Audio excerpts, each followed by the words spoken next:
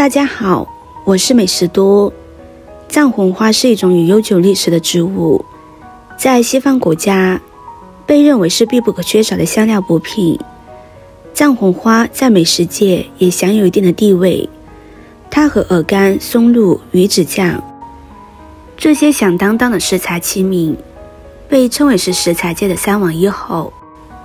由于藏红花泡在水里之后是金黄色，可以为一些菜肴制造出帝王黄的霸气颜色，因此藏红花也常常被用作染色剂。其次，藏红花拥有股特殊的香气，用来烹饪能够提高食欲。过去调料是一种深受上层人士喜爱的物品，所以藏红花也因而流行。实际上，我们所说的藏红花并不是指西藏的红色花，藏红花是从印度经过西藏引入，因而得名藏红花。藏红花在我国的种植面积并不是特别广，再加上藏红花容易受到病毒感染，因而身价比较高。枸杞是传统的中药材，自古以来，枸杞就是滋补佳品。枸杞汁自古就是滋补养人的上品，有延缓衰老的功效。枸杞中的维生素 C 含量比橙子高，贝塔胡萝卜素含量比胡萝卜高，铁含量比牛排还高。2. 壮阳，枸杞能够起到壮阳的功效，是非常令人喜出望外的。3. 美白养颜，对于女性而言，常吃枸杞还可以起到美白养颜的功效。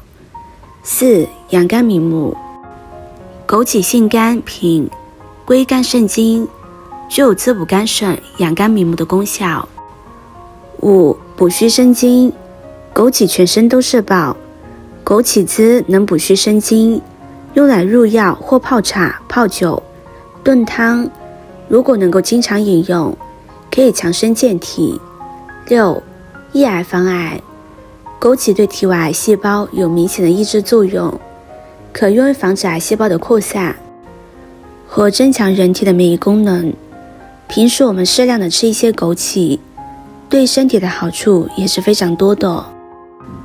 红枣是生活中最常见的营养品，自古就被誉为百果之王，一直被大众称颂。红枣有以下这些好处。1. 红枣对肝好，红枣的营养成分包括糖类、蛋白质、脂肪等，这些物质都有促进肝脏合成蛋白的功效，具有保护肝脏的作用。经常需要熬夜工作的人，用红枣泡水喝可以保护肝脏。2. 对免疫力好，红枣的营养成分非常全面，丰富多样的糖类物质、维生素、10多种氨基酸、36种微量元素以及有机酸，这些成分大多都是人体日常必需的养分。经常食用红枣有助于改善人体机能，增强免疫力。3. 对睡眠好，红枣在中医药中的口碑非常好，中医认为红枣性温，能益气、补中、安神。经常烦躁不安、失眠多梦的人，食用红枣可解肝郁，有利于改善睡眠问题。我们准备3克的枸杞、2颗红枣，放入碗中，再加入1勺食盐、1勺面粉，然后加入适量的清水，将它们清洗干净。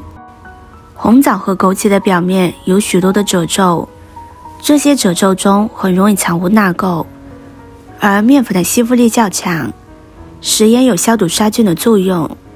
加入食盐和面粉，可以将这些脏东西完全的清洗干净，这样我们吃着也会更加的卫生。将它们抓洗一遍之后，我们再多换几次清水将它清洗干净，直到水变得清澈就可以了。像这样洗过的红枣和枸杞就非常的干净了，我们可以很放心的食用。洗干净之后，控水捞出，放入杯中。我们再加入刚烧开的热水，将它们烫一遍。因为红枣和枸杞是用自来水来清洗的，所以我们还需要用热水来将它们烫一遍。然后再把这个水倒掉。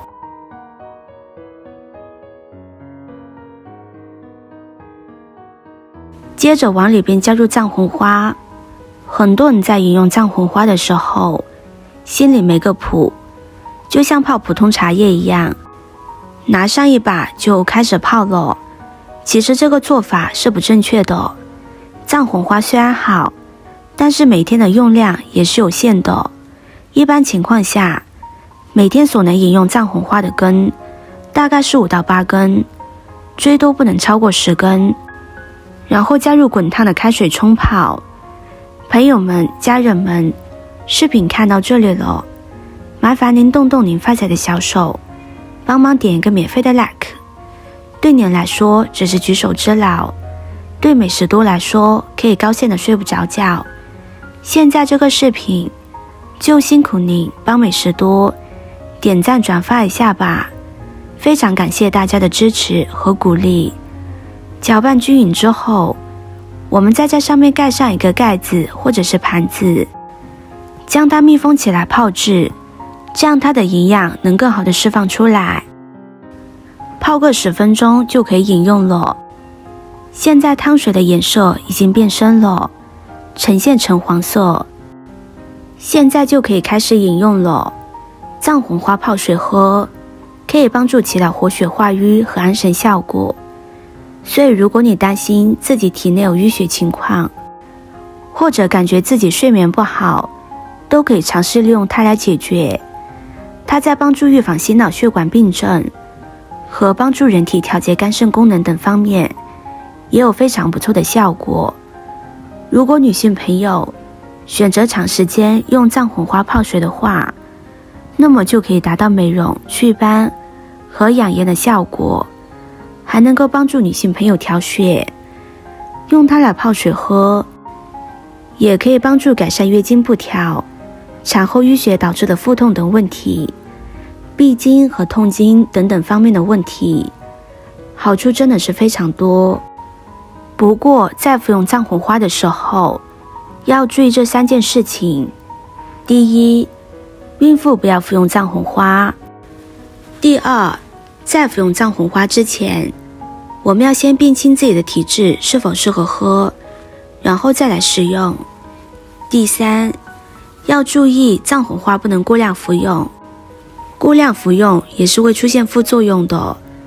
今天的分享就到这里了，视频看到这里了，麻烦各位哥哥姐姐动动小手给我点个赞吧，点击我的头像可以看到更多的美食视频。我们下个视频见啦！